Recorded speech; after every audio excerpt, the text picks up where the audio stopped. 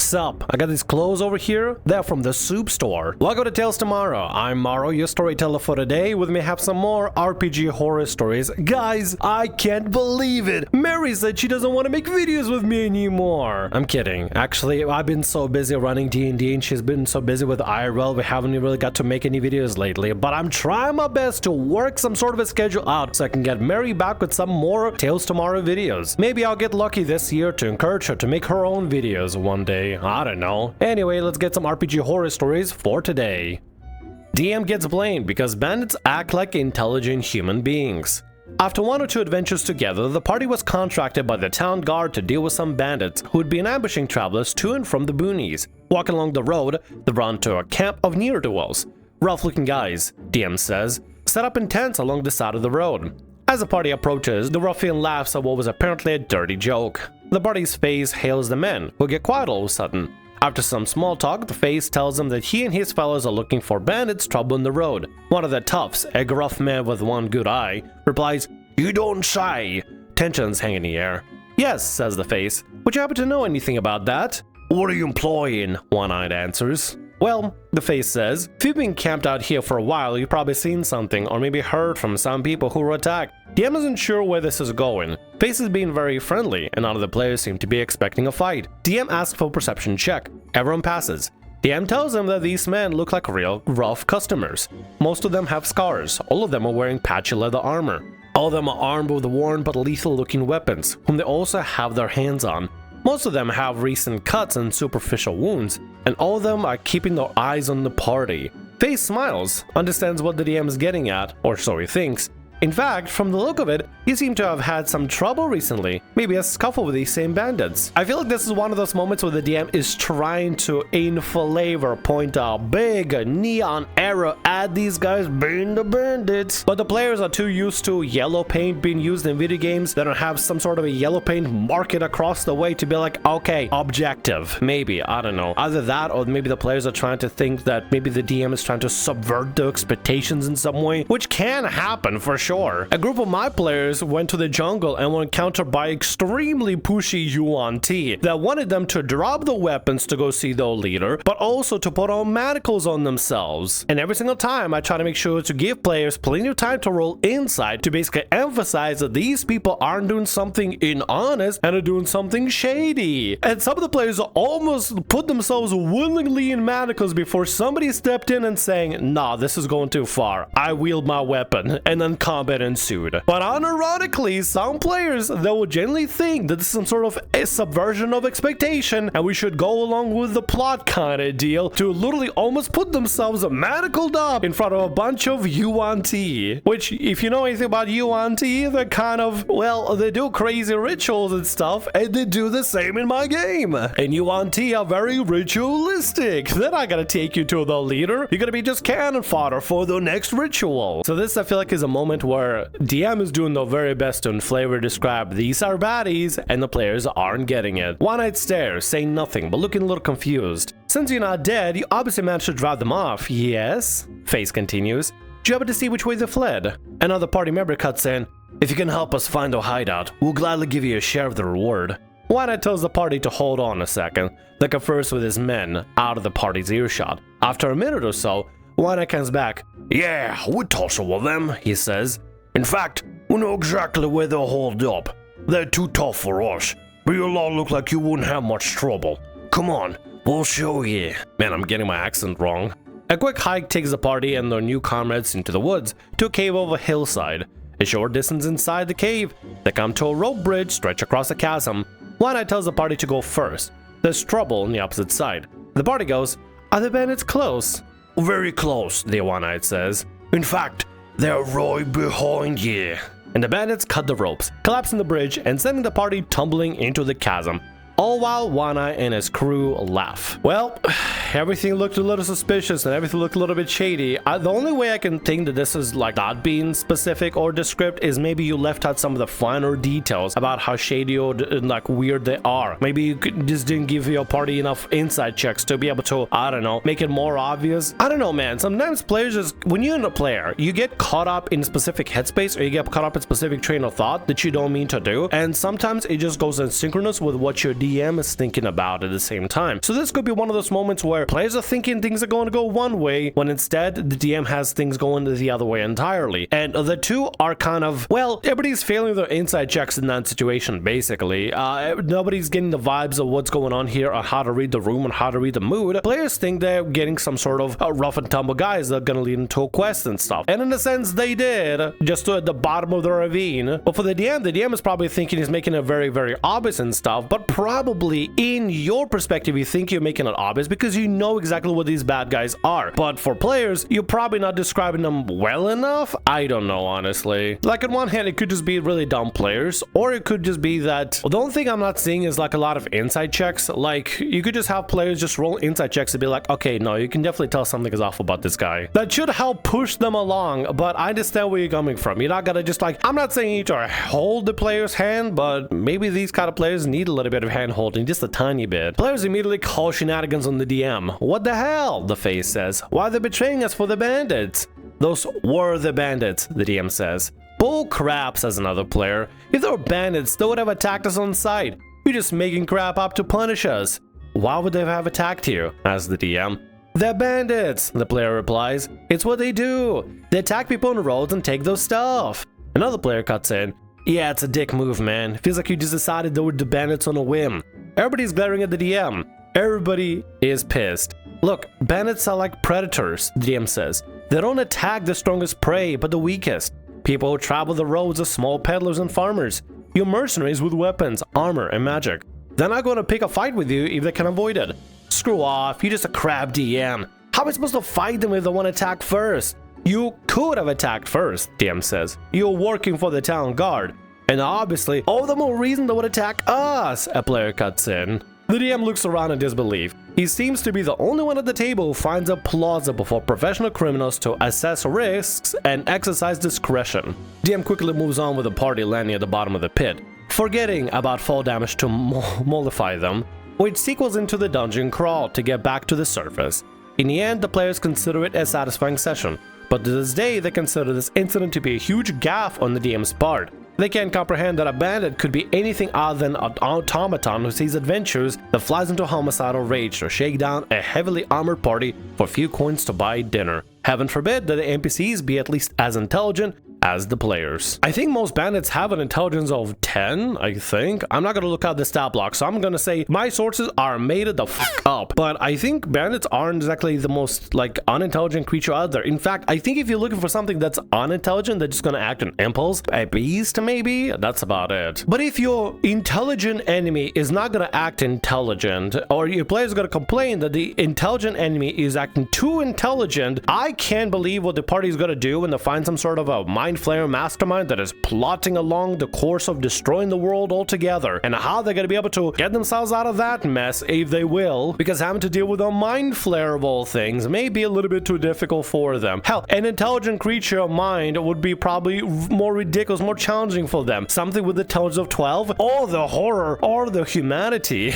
I don't want to poke too much fun at the players and stuff, but it really is on them to get upset and pissy that smart bandits decided to be conniving and smart. Like, the whole point with this bandit is they're smart and conniving because they're gonna try to fight it cleverly, not just out in the open. In fact, I think it's actually a great idea. It's a great plot point for players to get in a specific situation. In fact, I think the way that this is handled is way more interesting than just fighting out on the roads. This led to a dungeon crawl, to exploration and stuff. This led to a more interesting turn of events. Also probably means players should be rolling a lot more insight in order to try to figure out if somebody is telling them the truth, or they're trying to tell them lies, or they're acting a little bit shifty and shady. Or, you know, maybe listen to what the DM describes when they're describing the characters and stuff. I don't know, man. I feel like your players just kind of expect you to spoon feed them some of the information to make it a little bit more obvious that these are indeed the baddies and such, and you decide to go with that approach that I personally like, but I think maybe it might be a little bit too highbrow, a little bit too high intelligence for your players. It's a little bit of a balance when it comes to describing certain things. As I talked about before in, like, my example, my players were about to literally have the Yuan-Ti put manacles around them to take him over to the quote-unquote leader when there was was no leadership visit to be taken. It was just gonna be basically just another meat for the slaughter, I guess you could say. I don't want to spoil what you auntie were gonna do in here in case any of my players watch my videos and stuff, and some of them do know that I make videos. Hi, why are you watching videos for the spoilers? How dare you? If you know your players and you know what sort of things that gets them to notice things, then it might be best to work on that and use that as a, I don't know, some sort of a literary device, just something, just anything, get them to roll more inside checks just in case. Look, it's not about the players being dumb and stuff, it's about the DM figuring out how to run things from here on in order to make sure that things are communicated well so you can avoid these sort of issues from the start. That, or maybe use this as a session to like teach players a lesson, then they probably should be a little bit more insightful and try to listen to the details you're providing. I don't think the way you handle things is bad in the slightest, DM. I just think maybe it'd be a good idea to have some sort of a communication afterwards, like post-session breakdown saying, hey, if I tell you these guys look kind of shady, maybe you should probably consider that sort of thing. Maybe let's do inside checks in the future, you know, that sort of thing. I don't know, man. I don't think there's much of a horror story. I think this is just an interesting RPG event, really. Not much of a horror there, to be honest. Maybe the players not being so insightful, but that's about it. I don't know. What do y'all think in comments below? While you let me know that, I'm gonna get to the next story for today.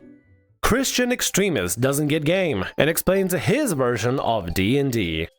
This is a strange horror story, even for my standards. Time ago, I was on Discord during the pandemic and was discussing certain games with the people in chat, to which one particular individual, whom we'll call Kenneth for obvious reasons, is in the conversation listening carefully. The server was focused on TTRPGs, but most people only did D&D because that was the only thing they knew. And I have a reputation for being the drug dealer of games. I'm the shady guy who goes, psst, hey, you wanna play some Vampire the Masquerade? The cool kids play Vampire the Masquerade type of guy. Thing is, I am describing Exalted. Ooh, I played Exalted. Played, not the 3rd edition, the original, well, not the original. No, wait, hold on. I think I played 3rd edition, not the new edition. I don't know, man. Editions are confusing when it comes to... Editions are so confusing when it comes to non-mainstream games, man. Exalted was pretty fun for the 2 sessions that I ran it. I don't get it, like combat-wise, I don't get it. I like the character building, and I like the heavy role-playing stuff, and the whole, like, wushu dynamic combat. It just doesn't click to me combat-wise whatsoever. It the slightest. I need that automation to play it well. Let's continue. Some of you may go, oh boy, the moment I said that name. For those who don't know, Exalted is, I'll try to summarize as it is. Think Avatar The Last Airbender / Korra, plus Final Fantasy 3 and 4, and a bit of 7. Add Ghibli Mononoke, Nausicaa, Laputa, a bit of Macross Plus, a bit of Evangelion, a lot of 90s martial arts anime, and you're halfway there. It's a high fantasy TTRPG that tries to emulate the drama and combat of anime, with all the style and rule of cool you can squeeze into a book. That being said, the book has its flaws, but it's not why we're here. So I had a few people interested, among them we had Kenneth.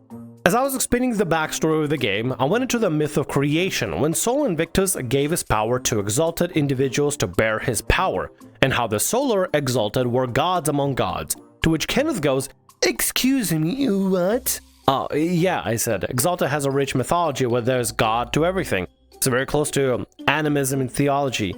Any what? Said Kenneth. Animism. You know, a religious belief in which everything, every object, and every being in nature has a corresponding god. The god of river, the god of winds, the god of harvest, the god of blade, god of hammers, etc. I don't get it, said Kenneth. To which everyone was silent, and I said, kinda common in anime. Yeah, but I still don't get it. I mean, it can be possible in Japan, but in Christianity there's only one God, and believing there is more than one is heresy. I couldn't believe it. The guy couldn't separate his personal perspectives from a game, or even expand his personal horizons to consider that possibility. Okay, this just sounds like somebody that doesn't know what escapism is, or can't like peel away from the IRL or personal biases and beliefs and stuff in order to just get immersed in some fantasy immersion. I don't know, maybe it's because I just have an easier time to it. Maybe I appreciate escapism a lot more and value it greatly. But I personally think that you can still have whatever religious beliefs you have to yourself and whatever the heck you believe, like IRL, but also be able to easily get yourself immersed in the lore of a different universe entirely and just get hooked on it. I don't know the demographic and stuff, but I can assure you there's probably a bunch of people that are Christian that are playing D&D and have no problem with differentiation of these are gods in D&D, and that's okay because I am playing as a paladin or a cleric, or hell, I'm playing as a warlock. So satanic of me. Ho, ho, ho, ho, ho, ho. I don't know what the demographic is, but I can assure you there's a bunch of players that are religious that have easy time playing D&D whatsoever. Like, by the way, when I'm saying religious, I mean just Christianity, guys. It's not the only default one out there. Any religion out there. The Flying Spaghetti Monster religion, if you really want to be that inclusive. But it's not a problem whatsoever for some people to be religious, but also, like, you know, play D&D. It's all just get immersed in fantasy and stuff. Anyway, let's continue. I don't like it. It sounds satanic, he said, to which one of the players said, how can that be satanic? Well, again, the belief of other gods beyond the God in Jesus is kind of disrespectful. Another player in chat interjected, don't you run D&D? Isn't that like a huge pantheon of gods? Kenneth says, what's a pantheon? I explained, you know, different gods with their own system of beliefs. To which Kenneth replied, one of the things that to this day made me speechless. Yeah, but in my D&D games, I didn't use other gods. I made Jesus. I can't even do the voice. I can't even do the voice. Let me try it again. I made Jesus. I can't. What? I made Jesus in D&D and God. And then there's Satan. It's very easy to understand that it follows the Christian values. Okay. Oh, look. Okay, hold on. I feel like this is a very unique particular game that can only appeal to a specific demographic of people that need this specific. You know what it appeals to? I think it appeals to the people that specifically push that Jesus has to be my D&D game kind of people. The problem players that usually ruin it for everybody else because where's Jesus? I need Jesus. I am a paladin of Jesus. Where is Satan? I need my Satan for my immersion. You do not need Jesus or Satan in order to be immersed in D&D world. Trust me, anybody can get immersed into a D&D world. As long as you like the lore and the story and the people you're playing with, it's not that difficult to get immersed in the slightest. And you'll be fine, Kenneth, without having God, cheese. I can't even... This just sounds kind of blasphemous and stuff when you homebrew stuff like that. Like, I feel like it just sounds kind of blasphemous. What are you trying to homebrew, like some sort of like Jesus, a long sword of purity or something like that? A carafe of endless wine, the blood of Jesus. I feel like that itself would be more blasphemous and disrespectful in a sense. Look, I don't know what religion you are, but I think it's perfectly fine and actually very healthy and normal to separate stuff that you do in, I don't know, D&D and other immersive RPG experiences or any kind of fantasy stuff. You gotta separate fantasy from reality. Meshing them together usually doesn't go well, and this is just not from personal experience, just because I don't want to mesh fantasy and reality. What are you, crazy? What are you, out of your mind? I want to mesh that together? Hell no. I love my fantasy escapism and I don't want it having anything to do with the reality whatsoever. However, when you start meshing fantasy and reality together to the extent Kenneth is doing, where we're adding God and Jesus and Satan, not only are you expunging all the other cool gods that you can have in your universe and stuff from the giant pantheon of gods, but also you're creating a very niche game with only specific niche players who can actually get into it and such. And it just, I mean, maybe it appeals to somebody out there, very fringe minority and stuff, but this just feels like a struggle session. This feels like a struggle to try to get something fit in just so it fits your specific narrative and basis and bias. Otherwise, you're not going to be happy about it because you're going to be freaking out. Where's my Jesus in my D&D game? It's okay to separate reality from fiction, and it's okay to fictionally worship another god in a fantasy universe. You're not doing something blasphemous and stuff. Trust me, I don't think God and Jesus are going to smite you for enjoying a little bit of escapism. But this guy Kenneth is just going a little bit too far with this. I can't tell if he's like, this has to be satire, right? This has to be a fake story. That has to be sad. I can't imagine somebody going out of the way to do that. Like, to go out of the way to complain about a fantasy universe. They're in a D&D server for how many months, years, weeks, whatever, and this never came up as a problem until they joined an Exalted game. I kind of refuse to believe that they never had a conversation about do you have God and Jesus in your D&D game? Because if not, I'm not joining your game. Because I feel like that conversation would have happened forever ago. I genuinely cannot see how Kenneth would have stuck around for this long without mentioning about like, hey, I have a quota. Is a God, Jesus, and Satan in your game? If yes, then I'm staying. If no, I'm leaving, because this is not my kind of D&D. This is not my kind of holy D&D that I want to play. How come it's not a problem in D&D, but it's a problem, let's say, if Kenneth joins a Exalted game, such a niche game out of nowhere, and suddenly now this whole problem of, hey, is that Jesus? Because if there's not, I'm not playing kind of requirement just come in. It just doesn't click to me. It doesn't make sense to me. They in this server where they play TTRPGs and everything, and Kenneth runs their own games, but like they join a game to play with somebody else, and only now it becomes a problem of, do you have Jesus in your campaign? If not, I'm leaving. I refuse to think this is a legit story. Or maybe there's a lot of things that have been left out, because why only just now this becomes a problem? It just doesn't click to me, you know? Call me a skeptic, call me reading a little bit too hard in between the lines, but let's continue. One of the players said, but what if I'm Jewish and I don't believe in Christ? To which Kenneth just nonchalantly said, I will let you join my games. As simple as that. After that, I had take 5. Time passed and I ended up running Exalted for a bit to a few of the players. We had fun, and I'm glad Kenneth didn't join the game. But I'm still baffled that he was so zealot, maybe, sure, but I just can't imagine. I refuse to believe that Kenneth was in the server the whole time and that somehow was able to run a game where the only pantheon, the only god, every cleric and paladin just had to be a cleric of Jesus and paladin of Jesus. I just kind of refuse to think it. I refuse to accept the reality that somebody out there is actually just unironically wanted to play some fantasy like TTRPGs, made a cleric. I'm like, okay, so what gods do I have going on? Jesus only, right? Which domain? Light? Okay. Can I play Twilight? Can I do Twilight domain? No. Ooh, because you're right, because there's only one God and there's only one God and there's only God that I can worship. Can I be a cleric of Jesus? No. Okay. Yeah, because that's blasphemous, because Jesus isn't God. You're right, totally. God forbid, Kenneth. You know, I just gotta refuse to think that this is just like a thing that only came up just now, considering that Kenneth has been in the server for, actually, it doesn't even specify how long. It doesn't specify that he's a new player, but it doesn't specify that he's like an experienced player, but somebody has experience in D&D because they're running their own game. Who are they running the game for with just only one God? Ooh, that is a lot. This is a lot to process. My brain is breaking over backwards trying to make sense of this story, and I think it's because I'm trying a little bit too hard, because I just refuse to think that this problem about lack of Jesus and God in a D&D game didn't come up beforehand, because if it did, I'm sure Kenneth would have probably left by now or something, or somebody would have talked to Kenneth about, hey Kenneth, if you're playing D&D, you don't expect to have God and Jesus in the game. But enough what I think. What do you think, the commenter? What are your thoughts on the story?